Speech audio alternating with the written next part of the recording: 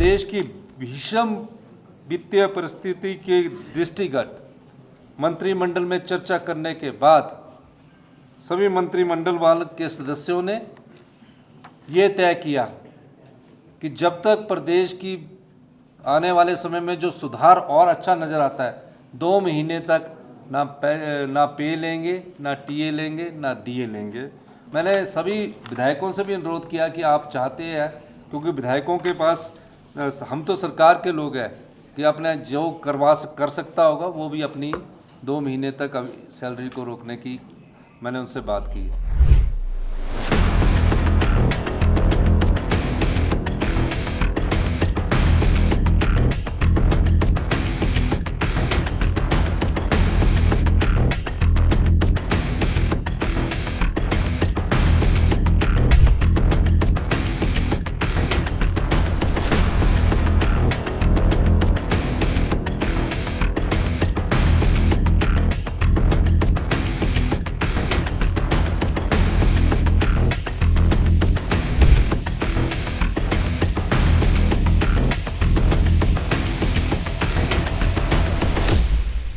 हमारी सरकार ने ये फैसला किया कि जो हमारी रेवेन्यू डेफिसिट ग्रांट जो वर्ष 2023-24 में घटकर जो 24-25 में सिर्फ 3,000 करोड़ रुपया रह जाएगी।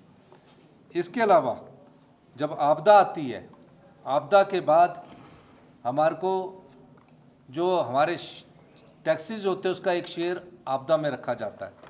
किसी भी प्रदेश पर जब कोई संकट आता है तो उस शेयर का कोई हिस्सा प्रदेश को आपदा के बाद जो उसकी योजनाओं को क्षति पहुंचती है, सड़कों को क्षति पहुंचती है, उसके लिए मिलता है।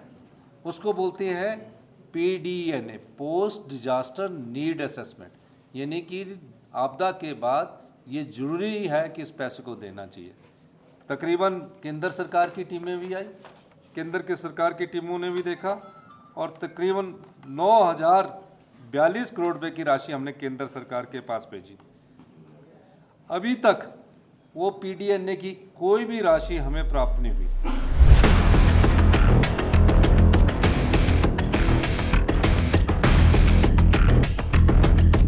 बुढ़ापे को सुरक्षित करना चाहते हैं।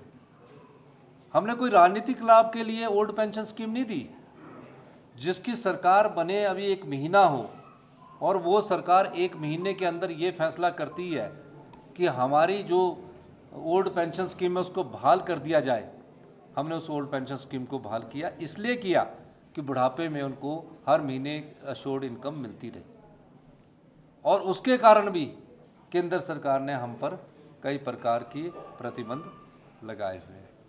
मैं आपका उसका उदाहरण देना चाहता हूँ। जो नई पेंशन स्कीम आई है उसमें 10% सरकारी कर्मचारी और अधिकारियों को अपना शेयर डालना पड़ेगा। हम उसमें ओल्ड पेंशन स्कीम में कोई शेयर नहीं ले रहे हैं। हमने कहा है सरकार का कर्मचारी, सरकार का अधिकारी जो भी होगा, उस सरकार के कर्मचारी और अधिकारी को हम ओल्ड पेंशन स्कीम देंगे, क्योंकि मैं भी खुद एक कर्मचारी का बेटा हूं, मैं पीड़ा को जानता हूं।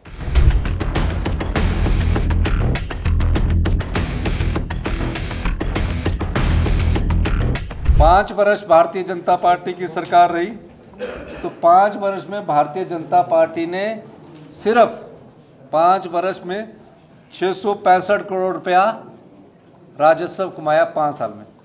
अब आप बताइए, घोटाला ये है कि जो 1 साल में 485 करोड़ रुपया हमने सरकार की ट्रेजरी में लाया 1 साल में।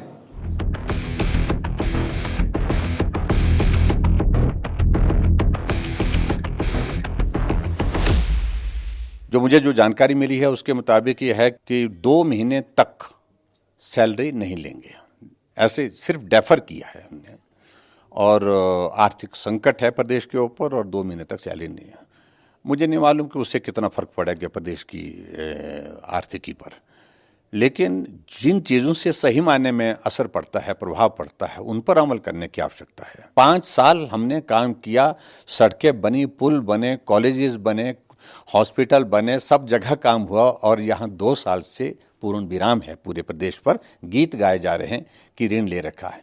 और जितना ऋण मैंने 5 वर्षों में लिया, ये आंकड़ा है उससे ज्यादा ऋण सुखू भाई 1 साल में ले चुके हैं, ये दो साल के कार्यकाल में ही ले चुके हैं।